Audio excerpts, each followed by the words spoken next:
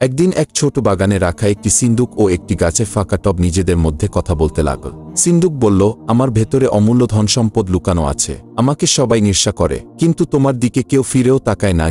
গাছের টবটি বলল, হয়তো তাই, তবে আমার কাজে কেউ। যখন কোনো গাছ আমাকে পূর্ণ করে তখন সবাই তার ছায়া আর ফল পায়, কিন্তু তুমি শুধু নিজেকে লুকিয়ে রাখার জন্য তৈরি হয়েছ। সিন্দুক এই কথায় আরও গর্বিত হয়ে বলল, আমার মূল্য তো এতই বেশি যে কেউ আমাকে হাত দিতে সাহস করে না। তখন বাগানের কোনায় রাখা একটি বৃষ্টির পুর ড্রাম হেসে বলল, তোমার কথা শুনে আমার হাসি পায়। আমি পুরনো হলেও বাগানের সবাই আমাকে কাজে লাগায়, আমার ভেতরে জমা পানি দিয়ে গাছ বাঁচায়। তুমি কেবল নিজের বাহ্যিক সৌন্দর্য নিয়ে গর্ব করছো, কিন্তু কাউকে কোনো উপকার দিচ্ছ না। এই কথার কিছুদিন পর একদিন এক চোর রাতে বাগানে এল। সে সিন্দুকটি চুরি করে নিয়ে গেল।